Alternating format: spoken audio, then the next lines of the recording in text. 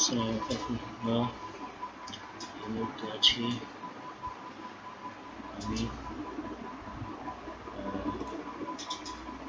মোহাম্মদ শফিউদ্দিন। বছর একটি বেসিক ইংরেজি ক্লাস নিয়ে আলোচনা করতে যাচ্ছি। যারা একদম নতুন রয়েছে তাদের উদ্দেশ্যে মূলত এই ক্লাসটি আমি করছি। যারা একদম নতুন, যারা ইংরেজিতে কিছুই বুঝে না এবং কথা বলতে তারা পারে না এবং অল্প সময় যেন তারা সুন্দরভাবে কথা বলতে পারে, এই জন্য মূলত আমি এই ক্লাসটি আমি নিচ্ছি। একদম বেসিক একদম জিরো লেভেল থেকে ক্লাসটি আমি শুরু করছি। তো শুরু করা যাক। প্রথমত হচ্ছে আমাদের কিছু ওয়ার্ড সম্পর্কে জানতে হবে এবং কোন ওয়ার্ডের সাথে কোন ভার্ব বসে সে সম্পর্কে আমাদের কি জানতে হবে। প্রথমের দিকে এখানে আই রয়েছে। এখানে আই অর্থ আমি।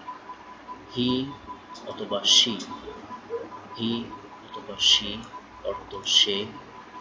উই অর্থ আমরা, উই অর্থ আমরা। দে, দে অর্থ তারা, দে অর্থ তারা। আর এখানে যে am, is, are, was, were রয়েছে। এগুলা কোনটি কার সাথে বসবে এইগুলো নিয়ে বিষয়বস্তু নিয়ে আলোচনা করব। মূলত এই ভার্বগুলোকে বলা হয়, এই ভার্বগুলোকে মূলত বলা হয় অক্সিলিয়ারি ভার্ব। এগুলোকে অক্সিলিয়ারি ভার্ব বলে, অক্সিলিয়ারি ভার্ব বলে এগুলোকে। আচ্ছা, যেমন আই এম অর্থ আমি হই। আই এম অর্থ আমি হই। হি অথবা সি, হি অথবা সি, হি অথবা সি ইজ, হি ইজ অথবা সি ইজ সে হয়। হি ইজ অথবা সি ইজ সে হয়। উই আর, উই আর আমরা হই, উই আর আমরা হই, উই আর আমরা হই, উই আর আমরা হই। দে আর তারা হয়, দে আর তারা হয়, দে আর তারা হয়, দে আর তারা হয়, দে আর তারা হয়। আচ্ছা, যেমন আই অর্থ আমি, এই আমির সঙ্গে অক্সিলারি ভার্ব এম বসেছে, অর্থ কি হয়েছে আমি হই। হি অথবা সি, তার সাথে অক্সিলারি ভার্ব ইস বসেছে, অর্থ সে হয়। ডব্লিউ উই, উই অর্থ আমরা, উই এর সাথে আর বসবে, উই এর সাথে আর বসবে, অর্থ হয়েছে আমরা হই। দে, THEY, দে, দের সাথে আর বসেছে তারা হয়।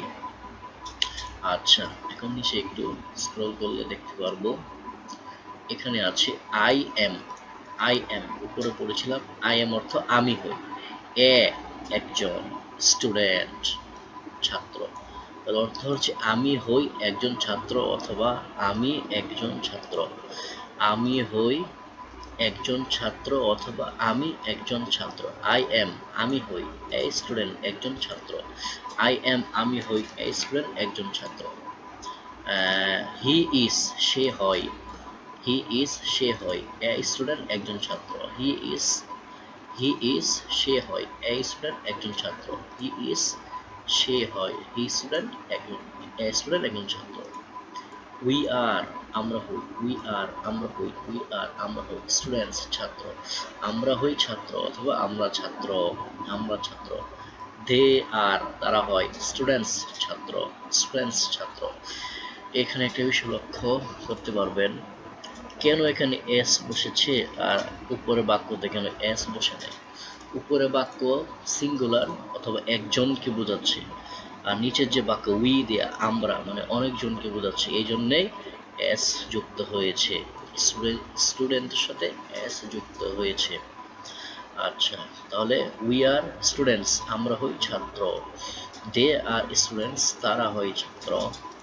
আই ওয়াজ স্টুডেন্ট, এখন এটা একটু দেখি আমরা, এটা একটু ভিন্ন। আই ওয়াজ, ওয়াজ অর্থ কি, আই ওয়াজ অর্থ আমি ছিলাম। আই ওয়াজ অর্থ কি আমি ছিলাম, আই ওয়াজ অর্থ আমি ছিলাম। এ স্টুডেন্ট একজন ছাত্র, এ স্টুডেন্ট অর্থ একজন ছাত্র। আই ওয়াজ আমি ছিলাম, আই ওয়াজ আমি ছিলাম, এ স্টুডেন্ট একজন ছাত্র। আচ্ছা, হি অথবা শির সাথে ওয়াজ বসবে, তাহলে হি ওয়াজ সে ছিল, শি ওয়াজ সে ছিল, এ স্টুডেন্ট একজন ছাত্র, সে ছিল একজন ছাত্র, সে একজন ছাত্র ছিল, এটা বলতে পারি সে একজন ছাত্র ছিল, সে একজন ছাত্র ছিল। শি ওয়াজ এ স্টুডেন্ট সে একজন ছাত্র ছিল। আমরা করবো এবার শি ওয়াজ সে ছিল, এ স্টুডেন্ট একজন ছাত্র বা সে একজন ছাত্র ছিল।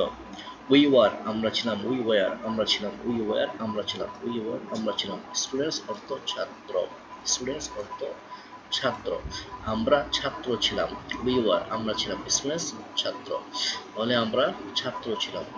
দে ওয়ার তারা ছিল, দে ওয়ার তারা ছিল, স্টুডেন্টস অর্থ ছাত্র, তারা ছাত্র ছিল, তারা কি ছিল ছাত্র ছিল, তারা কি ছিল ছাত্র ছিল।